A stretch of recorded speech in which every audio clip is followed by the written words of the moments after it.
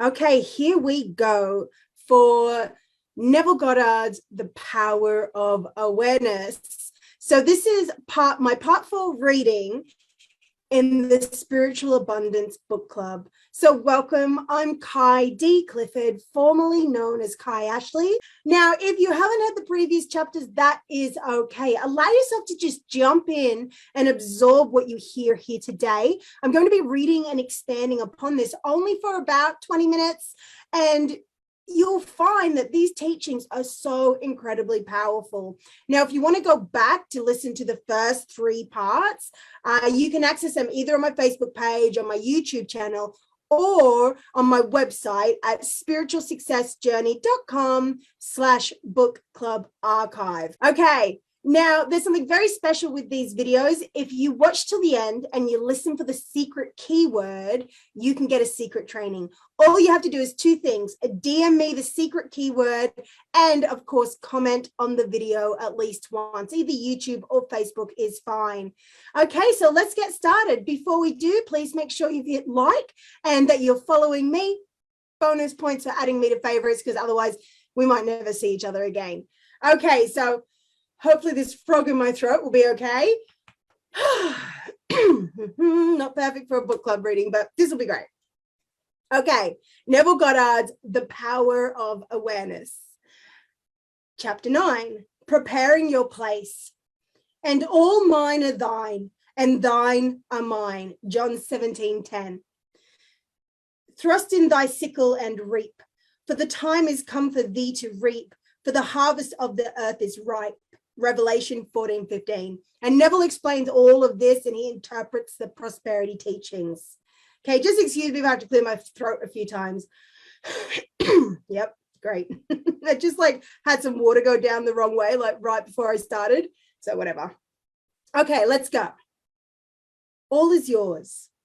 Do not go seeking for that which you are. Appropriate it, claim it, assume it. Everything depends upon your concept of yourself. That which you do not claim as true of yourself cannot be realized by you. The promise is, whosoever hath, to him it shall be given, and he shall have more abundance. But whosoever hath not, from him shall be taken away, even that which he seemeth to have. Matthew 13:12. Hold fast in your imagination to all that is lovely and of good report. For the lovely and the good are essential in your life if it is to be worthwhile. Okay, let's go. Assume it. Sorry, guys. You do this by imagining that you already are what you want to be and already have what you want to have, right? Sounds simple enough, right? As a man thinketh in his heart, so is he. Proverbs 23:7. Be still and know. Oh, this is ridiculous. Give me grace. Okay, be still and know that you are that which you desire to be, and you will never have to search for it. Okay, so you have to know that you already are it, and you never have to search for it. In spite of your appearance of freedom of action, you obey, as does everything else, the law of assumption. Whatever you may think of the question of free will, the truth is your experiences throughout your life are determined by your assumptions, whether conscious or unconscious. An assumption builds a bridge of incidents that lead inevitably to the fulfillment of itself. Man believes the future to be the natural development of the past, but the law of assumption clearly shows that this is not the case. Your assumption places you psychologically where you are not physically. Then your senses pull you back from where you were psychologically to where you are physically. It is these psychological forward motions that produce your physical forward motions in time. Precognition permeates all the scriptures of the world. In my Father's house are many mansions. If it were not so, I would have told you. I go to prepare a place for you. And if I go and prepare a place for you, I will come again and receive you unto myself, that where I am, there ye may be also. John 14:2-3. The I in this quotation is your imagination, which goes into the future, into one of the many mansions. Mansion is the state desired. Telling of an event before it occurs physically is simply feeling yourself into the state desired until it has the tone of reality. You go and prepare a place for yourself by imagining yourself into the feeling of your wish fulfilled. Then you speed from the state of the wish fulfilled, where you have not been physically, back to where you were physically a moment ago.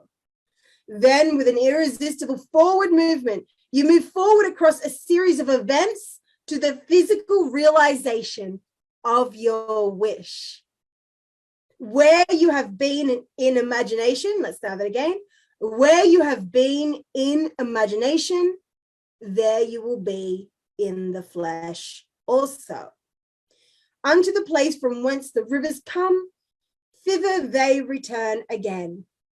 Ecclesiastes 1:7. Chapter 10, Creation. I am God, declaring the end from the beginning and from ancient times, things that are not yet done. Isaiah 46:9-10. Creation is finished. Creativeness is only a deeper receptiveness. The entire contents of all time and all space, while experienced in a time sequence, actually coexist in an infinite and eternal now. In other words, all that you ever have been or ever will be, in fact, all that mankind ever was or ever will be, exists now. This is what is meant by creation. And this statement that creation is finished means nothing is ever to be created. It is only to be manifested. What is called creativeness is only becoming aware of what already is. Isn't that amazing? You simply become aware of increasing portions of that which already exists.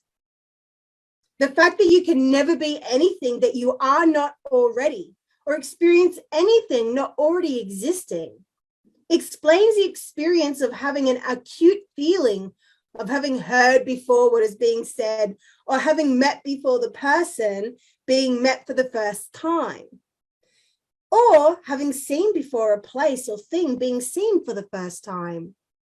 The whole of creation exists in you. And it is your destiny to become increasingly aware of its infinite wonders and to experience ever greater and grander portions of it.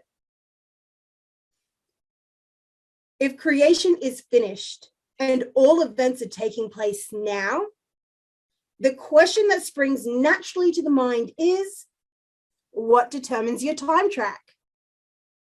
That is, what determines the events that you encounter?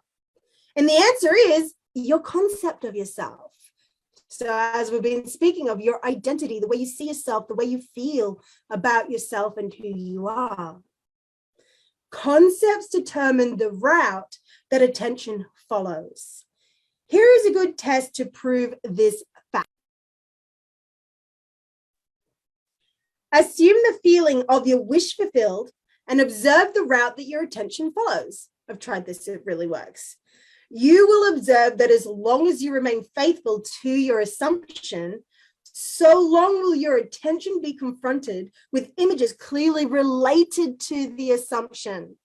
So this is why when you're thinking about, oh, I really want this to happen, but what if I fail? And what if it doesn't go right? And what if they, troll me or, hate me or attack me? You're going to get more images, more ideas related to that happening, and you're going to be directed connected to a series of events that lead to those sorts of things happening. Yet when you reverse it and you actually let yourself imagine what you want as though it's happening now, as though you're already that person now, and you let yourself really feel it and savor it, and don't hurry off to like trying to do your to-do list, you will receive the images and the ideas and the knowings of exactly what you're meant to do. You simply need to relax and allow yourself to imagine and feel as though you're it. And then, it's just like, it's literally law of attraction. It will magnetize the ideas and related concepts and ideas to you. And you'll know exactly what to do. You will be able to see more of what it is that you want. It's really magical like that. Okay, let's keep going.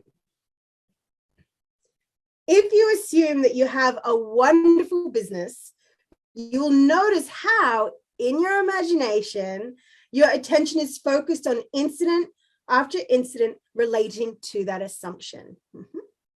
Friends congratulate you, tell you how lucky you are. Others are envious and critical. From there, your attention goes to larger offices, bigger bank balances, and many other similarly related events. Persistence in this assumption will result in actually experiencing, in fact, that which you assumed. The same is true regarding any concept. If your concept of yourself is that you are a failure, you will encounter in your imagination a whole series of incidents in conformance with that concept. Thus, it is clearly seen how you, by your concept of yourself, determine your present. That is the particular portion of creation that you now experience. And your future, that is the particular portion of creation which you will experience. How are we going on time? Okay, I'll do one more chapter. Chapter 11, interference. You are free to choose the concept of yourself that you will accept. Therefore, you possess the power of intervention, the power that enables you to alter the course of your future. The process of rising from your present concept to a higher concept of yourself is the means of all true progress. The higher concept is waiting for you to incarnate it in the world of experience. Now unto him that is able to do exceeding abundantly above all that we ask or think, according to the power that worketh in us, unto him be glory. Ephesians 3:20-21. Him that is able to do more than you can ask or think is your imagination. And the power that worketh in us is your attention. Understanding imagination to be him, God, that is able to do all that you ask, and attention to be the power by which you create your world, you can now build your ideal world. Imagine yourself to be the ideal you dream of and desire. Remain attentive to this imagined state. And as fast as you completely feel that you are already this ideal, it will manifest itself as reality in your world. He was in the world, and the world was made by him, and the world knew him not. John 1:10. The mystery hid from the ages, Christ in you, the hope of glory. Colossians 1:26-27, paraphrased. The he in the first of these quotations is your imagination. And as Neville always says, imagination is the God within you. It's literally God within you. As previously explained, there is only one substance. This substance is consciousness. It is your imagination that forms this substance into concepts that are then manifested as conditions, circumstances, and physical objects. Thus, imagination made your world. This supreme truth, with but a few exceptions, man is not conscious of. The mystery, Christ in you, referred to in the second quotation, is your imagination, by which your world is molded. The hope of glory is your awareness of the ability to rise perpetually to higher levels. Christ is not to be found in history, nor in external forms. You find Christ only when you become aware of the fact that your imagination is the only redemptive power. When this is discovered, the towers of dogma will have heard the trumpets of truth and, like the walls of Jericho, crumble to dust. Whew. Okay, next reading, we will start with chapter 12, subjective control. So what were your highlights and takeaways from this? How can you use this in your life? And is there anywhere that you want some help with it? Maybe you're trying to manifest something, trying to have, feel like you're already it, and something just being pushed away. Let's talk about it in the comments. This is, after all, a book club where I read it, and then we can all discuss our ahas. Now, the secret word for today is hope. H-O-P-E. If you want to get my secret training, simply DM me that word and make sure that you comment on either my Facebook video or my YouTube video, so that way more people get to see it. Now, if you're ready to take your life to the next level, I offer powerful energy work, shadow work that transforms your subconscious. So we go in and we tap into these repressed parts of you that usually show up as sabotage, fear, resistance, overwhelm and overwork, and these bad habits and just generational patterns that people have that make it hard to say no and really cause physical illness in your body. Now, I'm a master at healing physical illness. We go into the root to find out what the message is for your body. I heal emotional pain, where all of that stagnates in your body and creates physical issues. It really does. So I help movers and shakers in business and their relationships to not only improve their romantic relationships, but your relationship with yourself, your relationship with money, your relationship with God, the divine, infinite intelligence, whichever terms you prefer. And when you tap into this infinite intelligence and you understand that it's actually guiding you and giving you power, then you become really strong. And that's when divine providence kicks in, which is, it's essentially makes you lucky.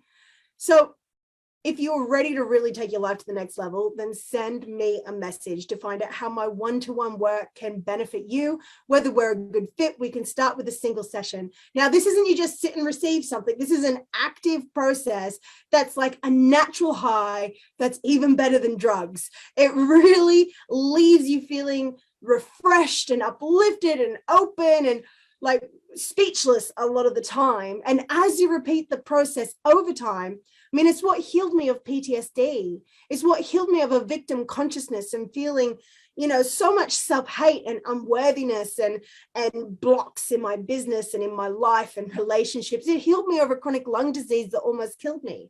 And I've healed other people from things like asthma, sciatica. I've saved people, from having to have hysterectomy and back operations and knee operations and, having to be on antidepressants the whole life. And I've helped people, cure social anxiety and agoraphobia, which, is supposed to be impossible, but it's not.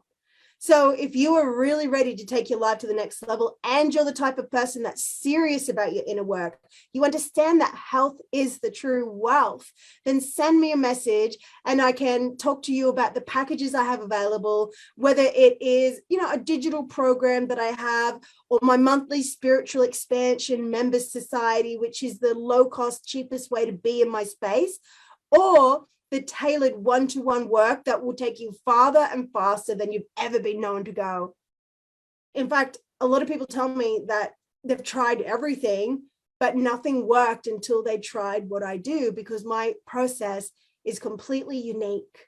I understand things that, are meant to be impossible, but I understand how to get you that shift as long as you're actually willing to do the work and stretch into the person that you need to become. Okay, so if this has helped you today, please share. And again, the keyword is hope. So feel free to DM that to me and make sure you comment on the video once and you'll receive your own secret spiritual training from me. Okay, we'll meet again next week. If you haven't watched the previous episodes, please go back and do that. Or if you're watching this in the future, there will be future episodes there too. So you can go to the link that's with this video. And there's also a sign up form there so that you can join my email community where I send out lots of transformational content, as well as, notifications for this, the replays, my other videos, lots of goodies come to your inbox. So if you absolutely love it, fantastic. At any point you don't, just unsubscribe. But generally people love what I send out if they love my vibe, because so jam-packed full of goodness and value to change your life. Okay, I've got to go see my amazing client now. So thank you for joining me today. It's been a real pleasure. And again, I'd love to hear your highlights if you feel so inclined to share. As you know, I'm Kai D. Clifford, and I want you to remember that you get to choose your reality. Okay, have a great day.